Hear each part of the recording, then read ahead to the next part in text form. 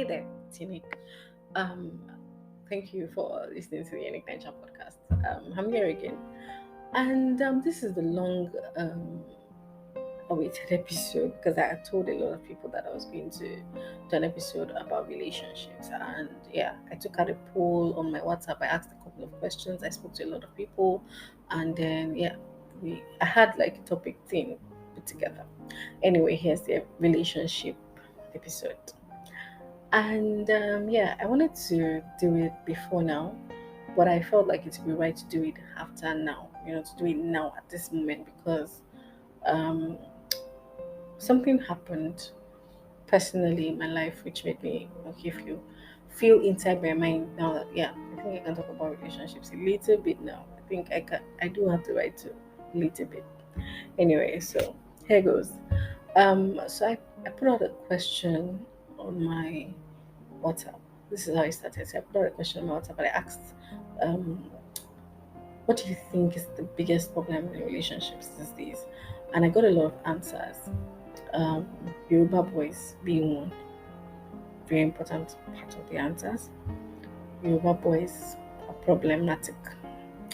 Anyway, just kidding. But yeah, a lot of complaints about oh guys were lying to me, guys was just they just want to use me, guys just disappear on me and and guys coming to their own defense and saying no, some girls can't even read the room. It was obvious from the start I didn't want anything serious, but here she was loving up and blah blah blah blah blah blah. Okay, so yeah. So those were the kind of recurring themes, right? Like the kind of answers that I was getting was oh, guys did this to me, and then guys saying stuff like, she should have known because I made it obvious. I don't know how she didn't know.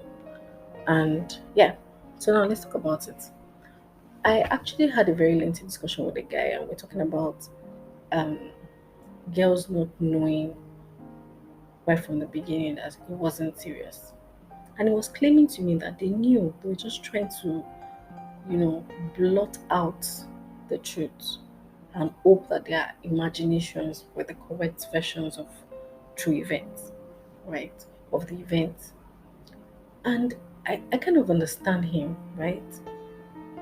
Sometimes people tell us exactly what they want. People tell us exactly where we fall in their lives. People make us know this is where you stand. But somehow, maybe care, maybe the kind of feelings we have towards these people, we ignore the truth. We look away from it and just face the alternate truth, whatever is in our minds. And then when it goes south, we blame the other person. Truth is, this person has been telling us all along that it's crap or it's full of shit. But we were just ignoring it and believing the versions we wanted to believe in. So I want to talk about some really determining factors in such scenarios, right?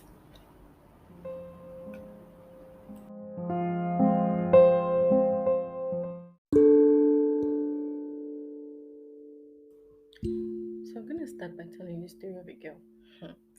Now this is not a random girl that I know like the story is fake. This story is 100% true. So this girl meets this guy, quite young. I think she was 20 something, maybe 23, 22. Yeah. And she met this guy and seemed like a really nice guy. He was about like 27, they're about 10. And there was no rush. It wasn't like they were young, they were at the age where um, permanent relationship decisions had to be made, like, oh, I should get married at this time. There's some age, I don't want to say age brackets, but we have this stereotype for when you're a certain age, you need to be in a serious relationship kind of thing.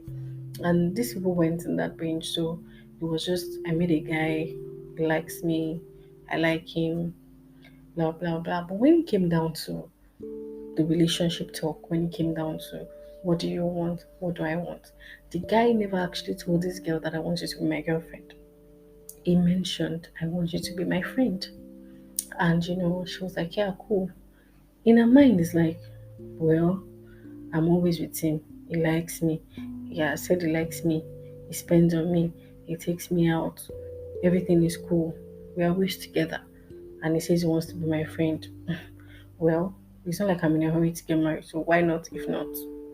And she goes ahead into this journey with this guy, and they're friends. You know, everywhere they go, if they mistakenly meet people, like, oh, what's up? Who is this? Oh, meet my friend. Oh, okay, nice to meet you, blah, blah, and they go. So somehow this relationship goes on and on. Year two, this girl comes and starts saying, I want more. I want you to like put a label. I want to begin to meet your family. I should be able to do this. Guys, like, no, it's not yet that deep. I don't want anything that serious yet, but I like you. I'm always here for you. Okay, cool, no wahala.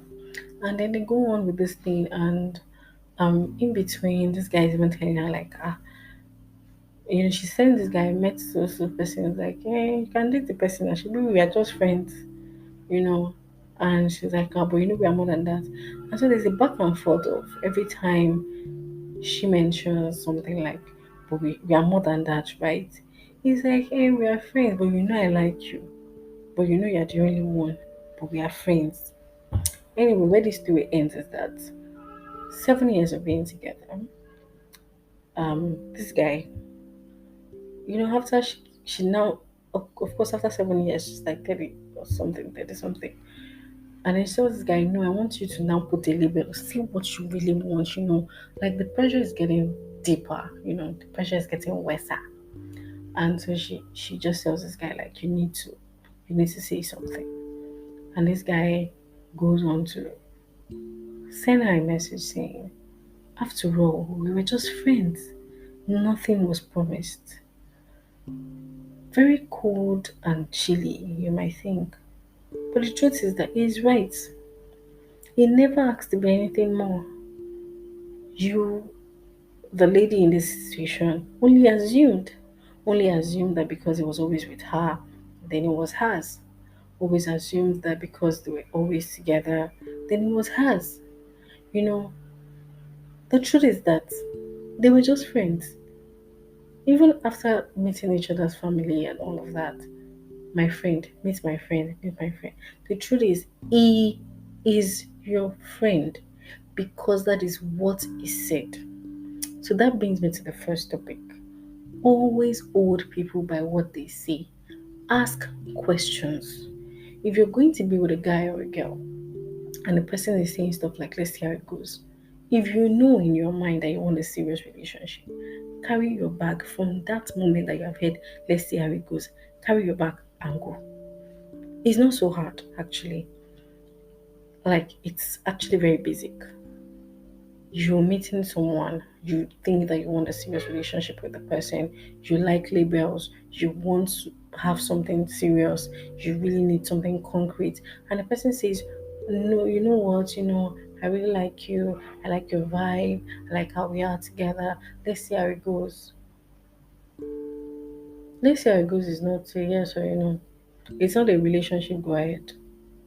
So if you go ahead to let's see how it goes, and you find out 3, 4 months down the line that this guy has met another girl, or he has always had another girl that he did not see, let's see how it goes with, that he has said, this is my woman, this is my girlfriend, this is my partner, and you are now angry, and see, you're just gawking yourself because he never said he was your partner. He never said he wanted anything serious with you.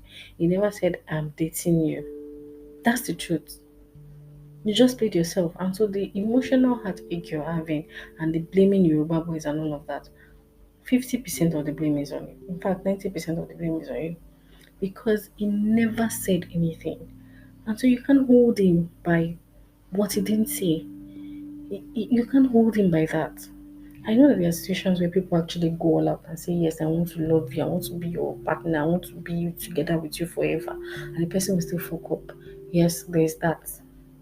But at least let there be that. Do you get me? Like, I don't know if I'm making sense, but let there be that. Do you get? Just for insurance purposes, let there be that. So another trend I noticed is we allow people disappear and reappear. We allow people. I don't say you. Because yeah, I must have disappeared and reappeared in people's lives, and I've also had people reappear and disappear in my lives. Either way, it was a nonsense parole. So I just wanted to say that's another thing that ladies really need to watch out for, especially in this case. And men too. Some women do it actively because like I said, I've done it to people before. You know, people just disappear, like they just go and then come back and then go and then come back, and when they now go the last one that don't want to come back from again, you will now be crying wolf. No, you played yourself. You really played yourself. So there was this person I met one time, and to be honest, I respect him a lot because of that. So this guy, very young guy, very very young, last young person, like, and I know for a fact that I didn't want anything to do with him. Like I knew then, I know now that I do not want anything to do with him. But it was fun to chat with. It was fun to go to randomly at night to just have a random conversation with, maybe when I'm bored and I don't have any other person to talk to. That's when I'll probably reach out to this person and then try to have a conversation with him. So I done it to him like once, and then one time I went off on him for like days, like maybe 2 weeks, I think, something around that line. And then the day I decided to pop back in and I was like, hey, what's up? How are you? He actually told me off. He told me, you can't come back to talk to me whenever you feel like, you don't reply my messages for weeks and then you come back and say, hey, what's up? How are you doing? It doesn't work like that. And my usual very half-hearted sorry. Like, no, sorry, it's not like that. I actually got really busy. I was saying all my usual nonsense. And then this boy says, okay, so if you cannot commit to this friendship, because then, of course, I had made it known that I just wanted to be friends, right? And then he was like, if you cannot commit to this friendship, that in fact, safe, the friendship, the relationship that I wanted, and the friendship that I'm trying, the half fake friendship that I'm trying to give him, if I'm not going to even commit to the half friendship, so what's the point of anything? I said he wasn't going to talk to me anymore, and that's it. I was like, what? And to be honest, he did not talk to me again till date.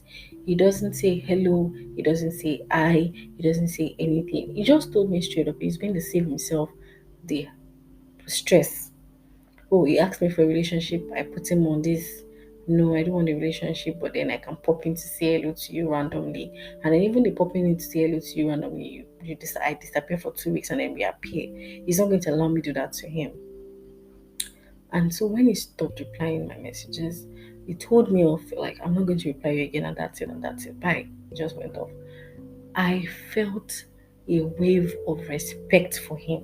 I'm like, wow, this guy loves himself. He really, really loves himself. And that's one thing I want us to learn.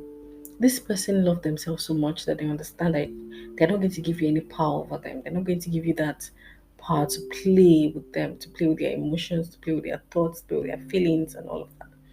And I respect him for that. It took me a long time to like understand why I respected him. Um, but I analyzed his actions bit by bit. I'm like, yeah, this guy knows what he's doing. He knows what's up. If only I had the sense that this boy had some time back in my life, I wouldn't have been played. When someone comes in and just goes out and just comes in and goes out, now I know that that person is either hiding something. When you have people that just disappear on you, they might be married safe, you won't even know. That's how you will not know. And then one day they'll just come back and you think everything is cool. This is this is our lives. We know routines. Well, what do you do? What do I do? What work do you do? How long do you work? How often are you at work? What's your schedule like? And then the schedule and the person's disappearing doesn't align. It's not like the person's disappearing during work hours. It's disappearing when he gets home. And it's when he's in the office that he can say hello to you. But as soon as he gets home like this, lights off, he can't say anything to you anymore. All those little things should light bulbs in your head. Those little things should come up in your mind and say, oh, Why is this here? I'm not saying be skeptical about everybody, but I'm saying have standards and stand by them. Tell someone that you cannot disappear and reappear. People cannot just go off, like every 5 p.m. to like 8 a.m. in the morning, they are unavailable. You can't call them, they will never pick your call, that kind of thing. Like, don't even try to call them at that time, they're not going to be available. But 8 a.m., they are there for you throughout the day till 5 p.m. again. Weekends, they are nowhere to be found. And then you're giving excuses and you're believing, sometimes you're not even giving excuses for them, you're believing their excuses. You see, the excuse they are believing, self, is a problem because you're enabling them. You're enabling them to have power over you. And that is totally wrong. Totally wrong. Not on their behalf, totally wrong on your behalf. And you should do better. Watch for those little things and ask for more. Ask for more. Give yourself love. Love yourself to the point where you say, no, I can't take this nonsense. Another thing is, so those are two problems that has to do with the other person, or has to do with you responding in a certain way to what people give you. What I said, the first one was ask questions and get answers. Have words to back up. Going with the flow is not a sign for a serious relationship. If that's what you're looking for. If you're looking for a friendship, yeah, that's fine. And people disappearing on you in itself is a message. And take that message very seriously. So another thing I want to say is introspection. Introspection is very key. Sometimes you need to ask yourself questions. You need to look inwards and say to yourself, this thing I'm doing, or this thing that people say that I'm doing, am I really doing it? And if I'm doing it, can I stop? You know, there are sometimes that we keep thinking that the problem is the other party, the problem is the other person. Men are not serious. But the truth is that sometimes we're also doing things that makes us the problem. To just put it nicely, that makes us the problem. Like we ourselves, we are the problem. I find a lot of times that people don't look inwards, especially in relationships. You're just thinking I'm the almighty, perfect person. Nobody is. Your partner is not. You are not. And so sometimes we are the cause of our own relationships ending abruptly and relationships ending badly because of the things that we do. And now, not to cast all the blame on you, sometimes those things that you do are in response to trauma, are in response to your past, and that's fine. What is not fine is you now knowing that you have a bad response to certain situations and still insisting on being that way. You insisting on being that bad person is the problem. The moment you say to yourself, I'm going to become different, I'm going to change, I'm going to stop doing this thing, I'm going to start doing better, that is the journey to being better. That is the journey to being a great person. There are times that you have to really ask yourself questions. Well, this thing that I'm doing, does it make sense? If someone was doing it to me, will I like it? Do you get? Um, Someone just said to me casually one day and said, the world is not out to get you. It was a relationship conversation. And what it meant is it wasn't out to get me. It wasn't my enemy, it's my partner, of course. And there's no reason for me to always feel like every action or inaction of his is with an ulterior motive. I had to learn that way that this person doesn't always have ulterior bad or good motives. He just does things. He's just doing it with a clear mind. I don't need to think that there's a motive behind it. But why was I thinking that there was a motive behind it? Because I came from a relationship where if my ex says good morning to you, that good morning, it might be because by afternoon he wants to cut your head and then say, but I told you good morning now, I should have understood. Do you get? I'm just using that as a very stupid and silly example, but he always had ulterior motives. He always had ulterior motives. Like always, there was always something. Nothing was as it seems.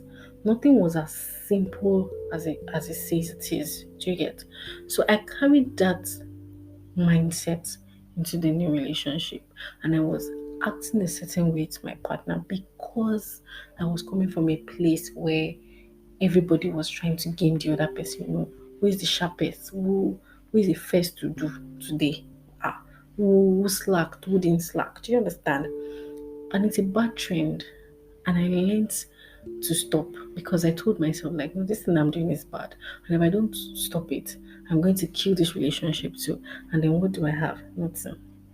So I had to tell myself, I had to talk to myself and then become better at that particular aspect. So that's just one of many examples. And it's something I just want to say to people, really. Sometimes, look at yourself and say, this thing I'm doing, can I change? Does it make sense? Maybe that's one of the reasons why this person is this way towards me. Maybe that's one of the reasons why that person is that way towards me. Do you get?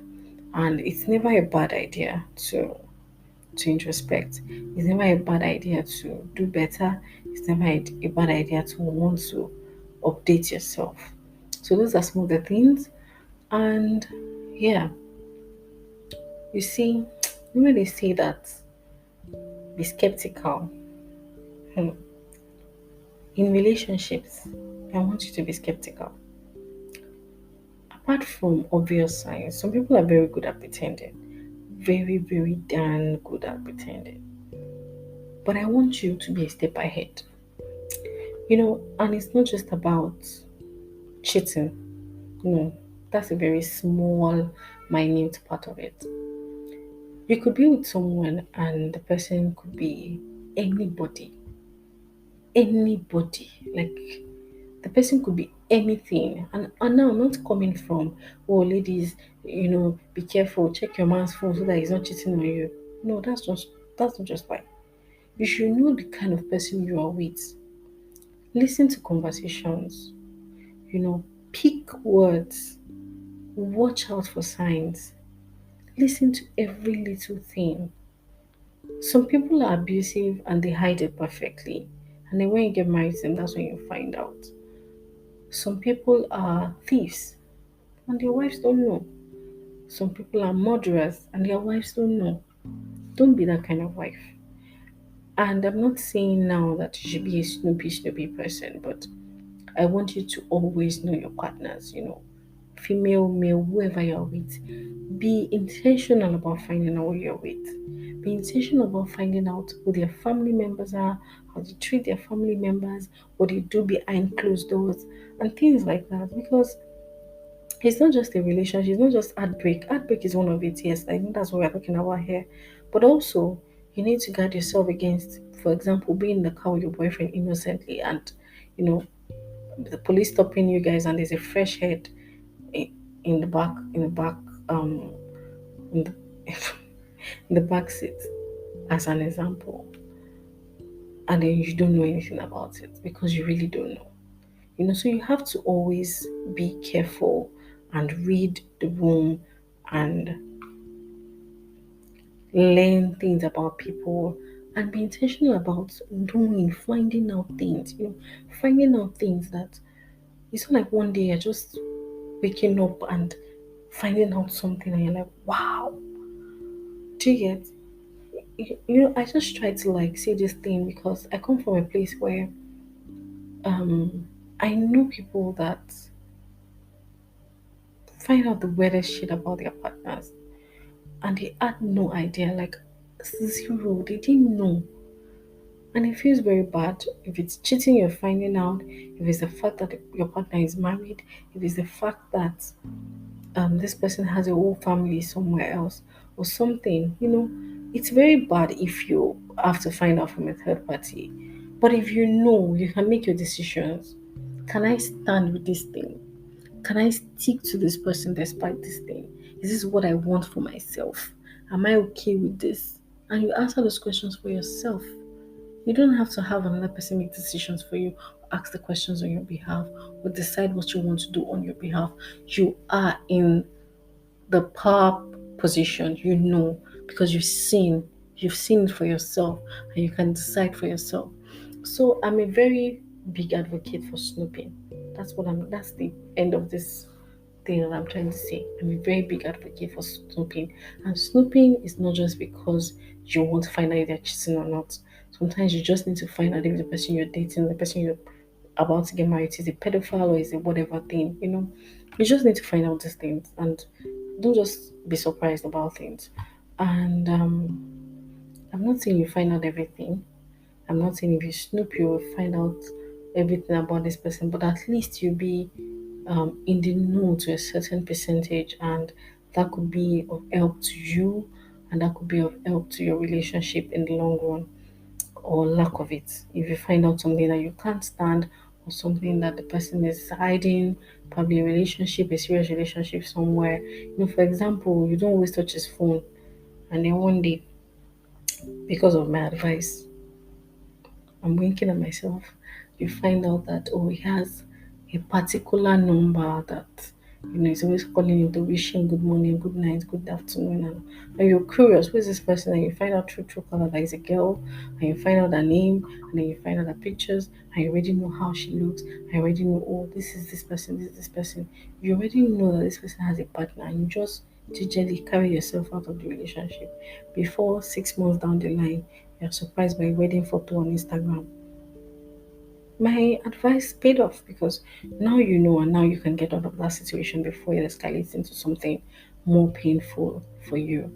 So yeah, that's just one of the things that I wanted to say. So I hope that somehow you've been able to learn one or two things to help you navigate the current relationship you're in, to get out of the current relationship you're in, or to do better in the current relationship you're in, or something that could help you in the next one you're about to be in. There's no rule book, there's no how it's done, there's no, this is the right way, this is the wrong way to do relationships. Trust me, trust me when I say there's no rule book. Nothing in the world stands as a rule book for relationship because anything can happen in any relationship.